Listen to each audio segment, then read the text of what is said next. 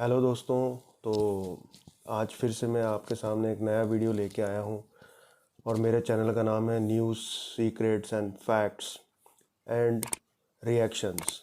तो आप मेरे चैनल को लाइक शेयर सब्सक्राइब करें और ज़्यादा से ज़्यादा लोगों तक फैलाएं, क्योंकि मैं आपको यहाँ पे अलग अलग तरीके की नॉलेज के वीडियोस बताऊँगा जो आपको काफ़ी सुनने में मज़ेदार भी लगेंगे और काफ़ी बढ़िया भी लगेंगे। तो आज जो मैं आपके लिए वीडियो लेके आया हूँ उसका नाम है अखंड भारत। अगर आज अखंड भारत एक ही होता तो उसके क्या पॉजिटिव्स होते और क्या नेगेटिव होते हैं।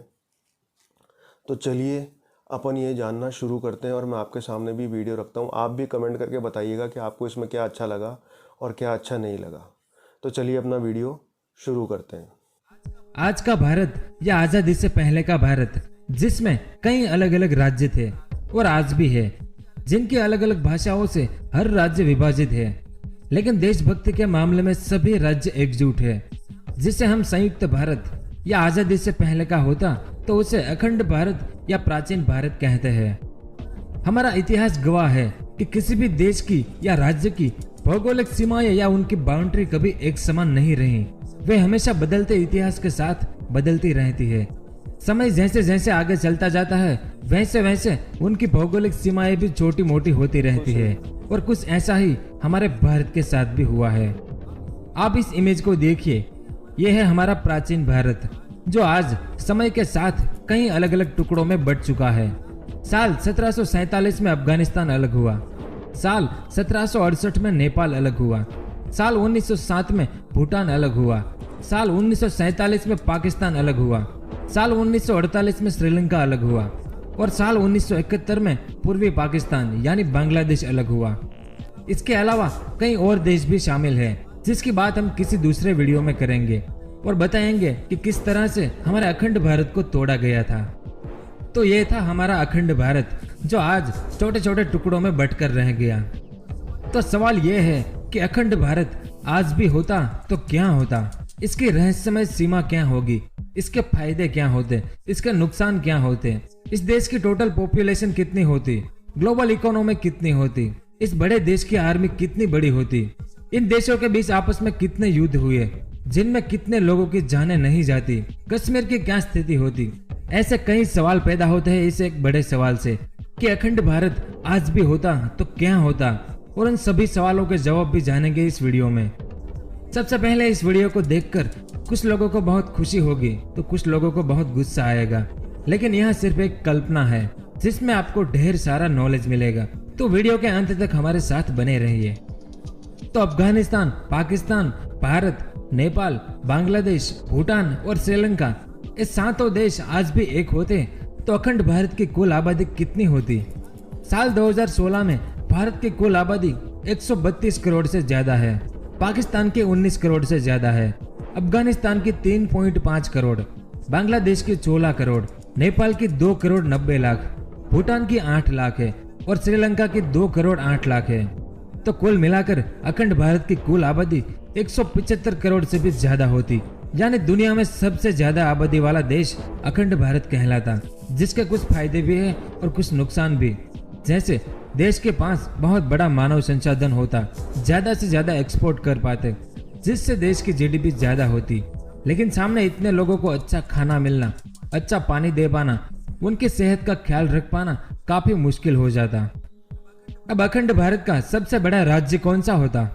अगर एरिया वाइज बात करें तो भारत का सबसे बड़ा राज्य राजस्थान है, और शायद आपको लगेगा कि राजस्थान ही अखंड भारत का सबसे बड़ा राज्य होगा, तो आप बिल्कुल गलत है। एरिया वाइज अखंड भारत का सबसे बड़ा राज्य बलोचिस्तान होता, जो आज पाकिस्तान का एक राज्य है। बलोचिस्तान का कुल एरिया 3,47,190 स्क्वायर किलोमीटर का है। उसके सामने राजस्थान थोड़ा सा छोटा है, क्योंकि राजस्थान का कुल एरिया 3,42,239 स्क्वायर किलोमीटर का है। अब आबादी में सबसे बड़ा राज्य कौन सा होता। तो साल 2012 में भारत के उत्तर प्रदेश राज्य की कुल आबादी 20.20 करोड़ थी, यानी पूरे पाकिस्तान से भी ज्यादा, अफगानिस्तान से भी ज्यादा, बांग्लादेश से, नेपाल, भूटान और श्रीलंका से भी ज्यादा। इतनी आबादी अकेले उत्तर प्रदेश में है, तो उत्तर प्रदेश आबादी में सबसे बड़ा राज्य होता। उसके बाद अखंड भारत का जीडीपी में सबसे बड़ा राज्य कौन सा होता। तो उसमें महाराष्ट्र पहले नंबर पर होता, क्योंकि उनकी जीडीपी 430 बिलियन डॉलर है। उसके बाद तमिलनाडु की जीडीपी 247 बिलियन डॉलर है।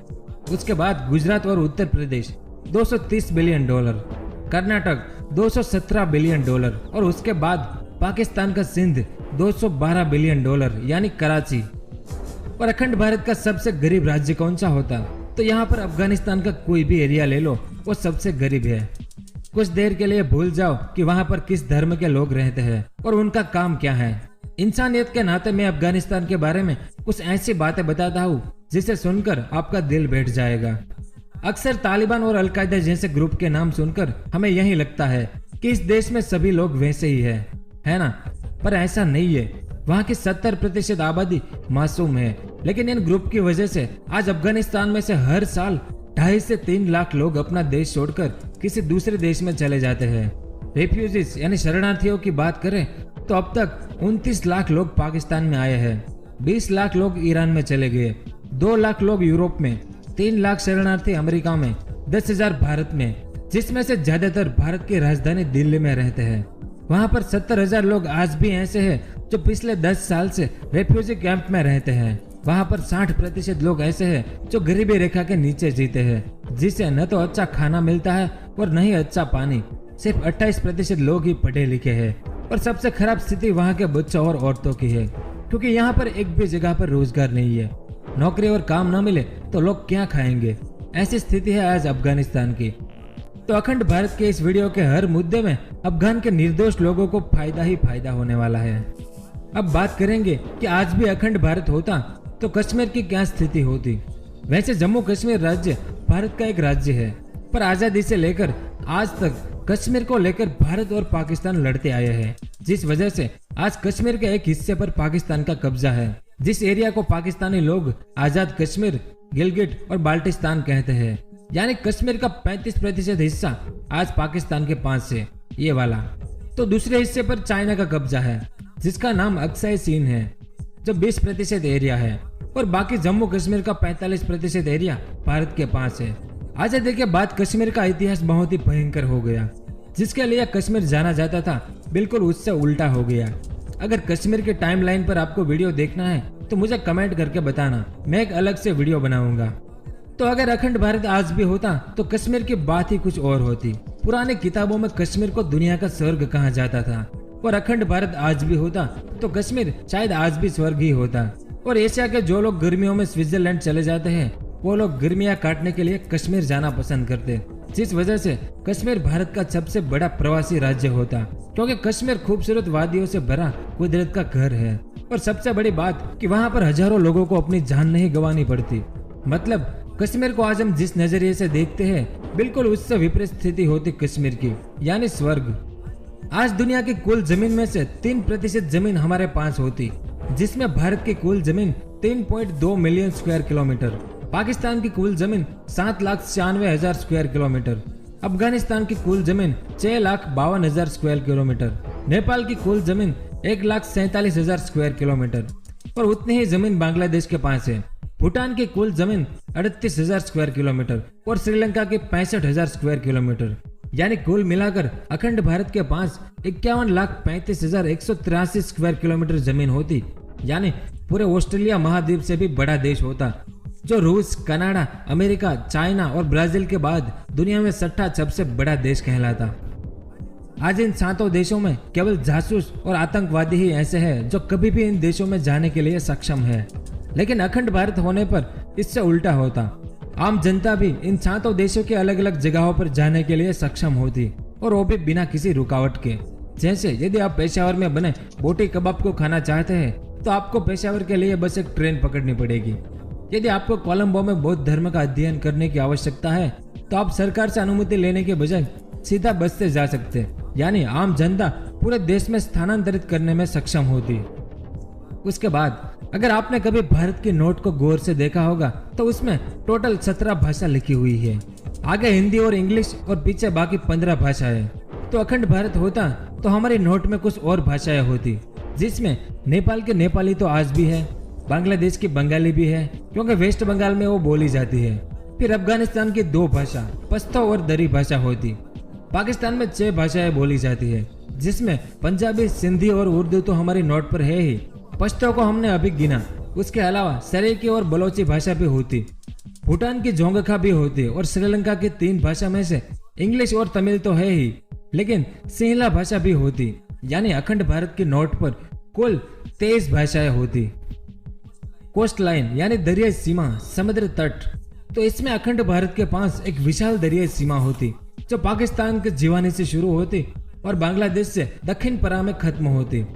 अगर उसकी लंबाई की बात करें तो अफगानिस्तान, नेपाल और भूटान के पास कोई दरियाई सीमा नहीं है, पर पाकिस्तान के पास 1046 किलोमीटर की दरियाई सीमा है, भारत के पास 7000 किलोमीटर की, श्रीलंका के पास 1340 किलोमीटर और बांग्लादेश के पास 580 किलोमीटर की दरियाई सीमा है।